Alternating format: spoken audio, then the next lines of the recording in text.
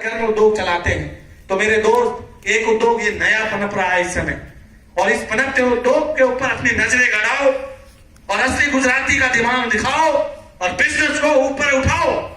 Yes या no? Business को ऊपर उठाओ तो नो पेन नो गेन। आप इस पिक्चर को देख रहे हैं, इस पिक्चर को देख रहे हैं। एक लड़की अधमरी हालात में, कुछ लोगों ने इसको उठाया हुआ है। एक ऐसी लड़की जो अपने सपनों को पूरा करने के लिए एक दिन अपने घर से जा रही थी, सीआईएसएफ में जॉब करती थी, नेशनल प्लेयर थी वॉलीबॉल की। अचानक जब ये घर से जाने लगी तो इसकी मां ने जाते वक्त इसके गले में अपनी सोने की चैन उतार के डाल दी। बोली, बेटा जब जब अपना चेहरा आप मिरर में देखोगे और आपकी नजर इस गर्दन पर पड़ी हुई चैन पे पड़ेगी तो आपको अपनी मां की याद आएगी। महिलाएं जानती हैं कि मां का दिया हुआ तोहफा या उनकी दी हुई कोई भी चीज वो जिंदगी भर अपनी जान से भी ज्यादा उसे प्यार करती है। सारे गहने बेच दो, उफ नहीं करेगी, पर मां की दी हुई चीज पर उंगली लगाई तो उंगली काट भी देगी।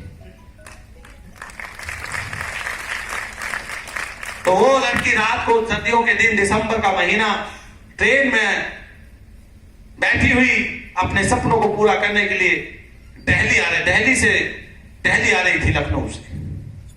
रात को 12 बजे अचानक उसको बाथरूम के लिए बोगी से बाहर आई।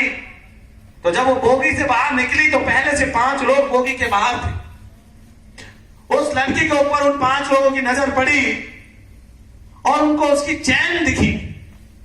उन 5 लोगों ने चैन को छीनने के लिए लड़की की तरफ आगे बढ़े। मां का दिया हुआ तोहफा था, जान से ज्यादा प्यारा था और खिलाड़ी थी तो व्हील पावर बहुत थी। उसने वो चैन उनको नहीं दी। 5 लड़के और एक लड़की के साथ बदतमीजी कर रहे। ट्रेन में बैठे हुए मुर्दा लोग, वो साले हराम के जने एक आदमी उसमें से निकल कर बाहर नहीं आया कि उस अबला नारी को, उस लड़की को बचाए।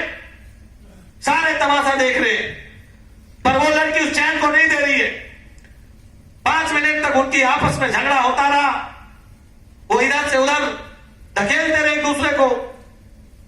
जब उन्होंने देखा कि ये चैन नहीं दे रही है तो चलती हुई ट्रेन से उसको फेंक दिया। सामने से ट्रेन आई, उस ट्रेन में लगी एक पट्टी के ऊपर रह गया। ट्रेन का पहिया पैर के ऊपर से निकल गया, पैर के 2 भाग हो गए। ट्रेन में बैठे हुए किसी भी नामर्द ने उस समय चैन नहीं खींची। ट्रेन चली गई। किसी को नहीं पता लगा कि अगले पहले 5 मिनट में एक लड़की के साथ यहां पे क्या हुआ है। कटा हुआ पैर, टूटी हुई हड्डियां, फटा हुआ सर, ट्रेन पर पड़ी पट्टी के किनारे जिंदगी और मौत के बीच में झूलती हुई लड़की किसी मदद और मौत के इंतजार में अपने अंतिम पल गिन रही थी, लेकिन कोई मदद नहीं आई। एक ट्रेन आई, दूसरी ट्रेन आई, तीसरी ट्रेन आई। जब जब ट्रेनें आई उसकी हवा के दबाव से इसका पेन और बढ़ने लगा।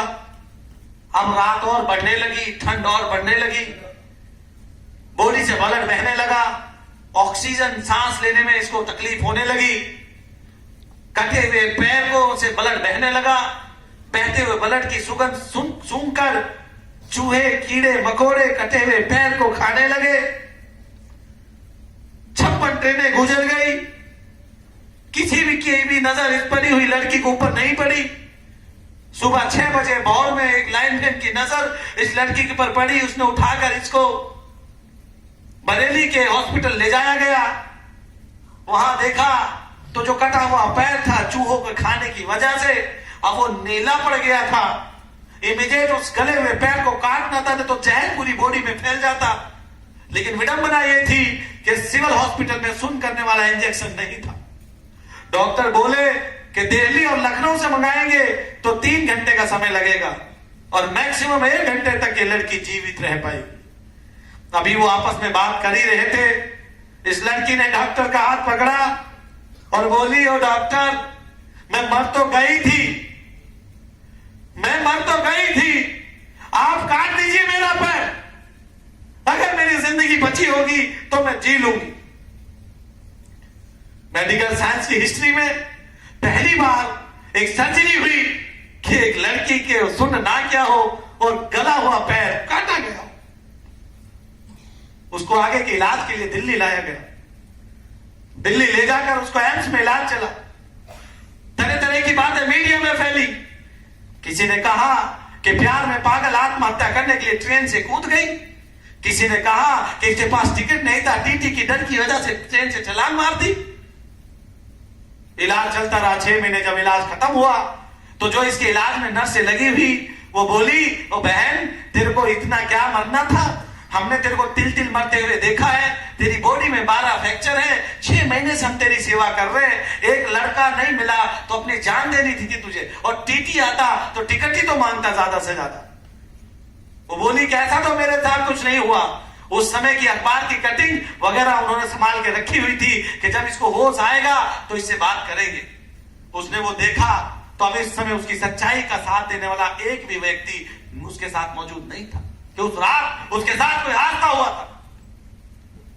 उसके माथे के ऊपर एक बदनामी का दाग लग चुका था। उसने कहा कि जो काम मैंने नहीं किया उसके लिए मैं बदनाम होकर दुनिया में नहीं जी सकती।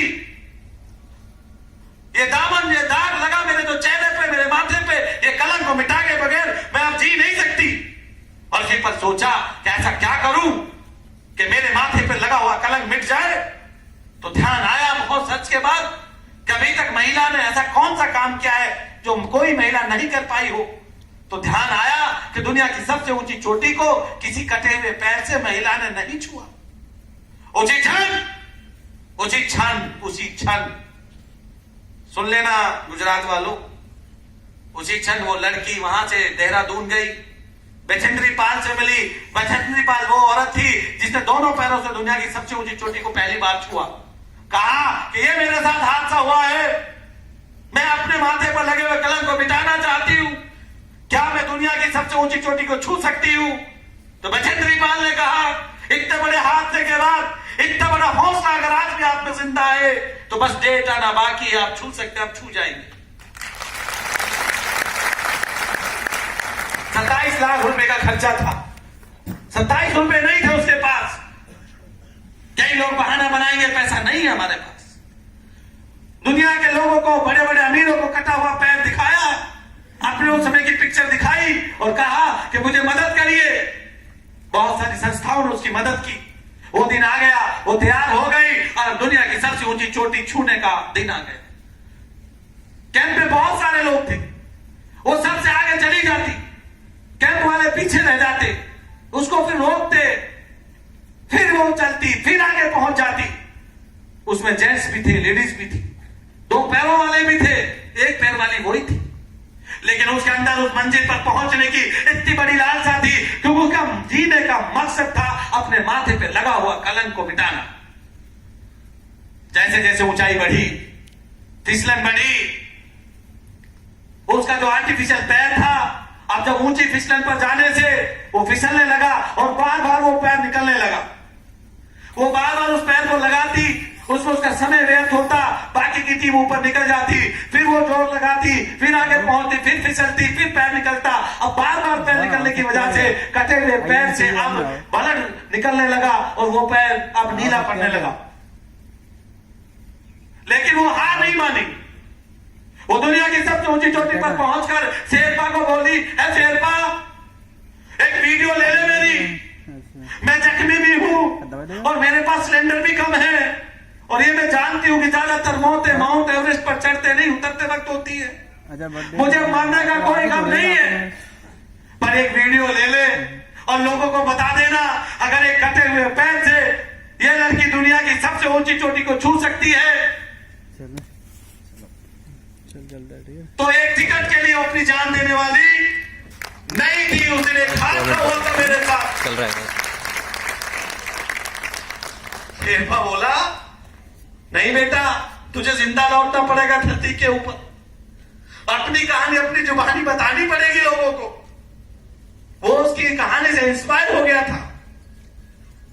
अब वो नीचे आ रहे थे, आते आते रास्ते में उसका ऑक्सीजन खत्म हो गया। ऑक्सीजन खत्म होने के कारण वो गिर गई। शेरपा बोला, बेटा उठ बेटा, तू नीचे चल। उसने इशारा किया कि नहीं, मुझे सांस लेने में तकलीफ हो रही है, मेरा शरीर सुन्न पड़ता जा रहा है, तू अपनी जान बचा, तू नीचे चला जा। शेरपा बोला, अगर तुझे मरना था तो ट्रेन के नीचे आके मर जाती, मरना था तो जब पैर काटा तब मर जाती, पर यहां पर आकर तू मर नहीं सकती, तुझे लौटना पड़ेगा धरती पर। अभी वो दोनों बात ही कर रहे थे कि एक तेज गति से अंग्रेज उतर रहा था, उसके पास एक एक्स्ट्रा सिलेंडर था, वो सिलेंडर उसने फेंक दिया। फीके हुए सिलेंडर पर शेरपा की नजर पड़ी। शेरपा ने सिलेंडर उठाया और बोला, अगर 8000 फीट के ऊपर कुदरत आपको ऑक्सीजन दे सकती है तो जिंदा धरती पे आपको लौटना पड़ेगा।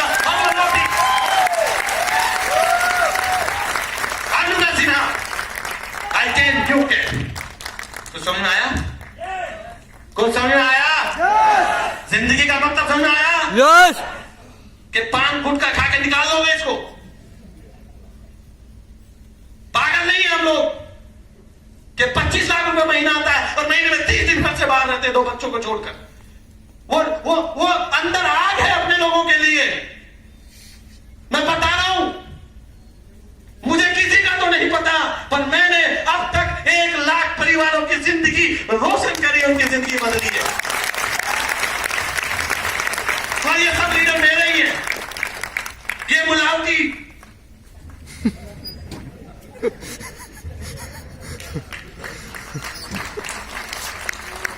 अरे तो ऐसे ही बोलते होंगे लोग इसके बारे में यार, कि गलत तो कह रहा हूं मैं।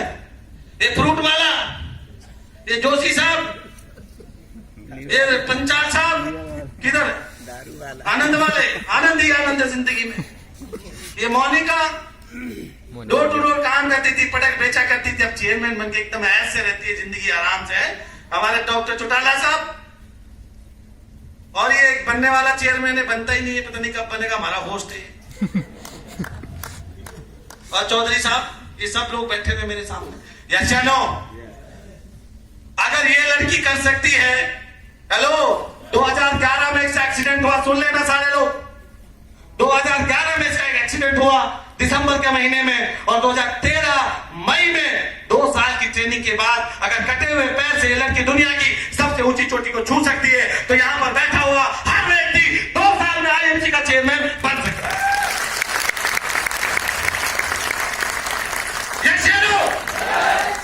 आवाज मत निकालना। घर में बीवी का आगे नहीं चलती, बाजार में मार्केट का आगे नहीं चलती, कहां चलाओगे इस आवाज को? इधर हाँ क्यों नहीं बोलते? 4 इंच की जबान नहीं हिला सकते, काम खा खिलाओगे तुम लोग? समय बदल रहा मेरे दोस्त, मैं तो चला जाऊंगा फ्लाइट पकड़ के, आपको छोड़ जाऊंगा मैं इधर ही। मैंने तो अपनी जिंदगी में वो सब हासिल कर लिया जो मुझे नहीं चाहिए था। तो मैं जयगवार के लिए आईएमसी में नहीं आया था, मैं करोड़ों के लिए आईएमसी में नहीं आया था। मुझे तो बस 50-1,000 की इनकम चाहिए थी, और एक घर और एक छोटी सी बाइक चाहिए थी, इतना ही मेरा सपना था शुरू में। पर आज जो मैं काम करता हूं वो सच्ची भारतीयता, अपने लोगों के प्रति ईमानदारी, चलो, अपने देश को, जिस देश का आम नागरिक विकसित और उन्नत हो जाएगा, वो देश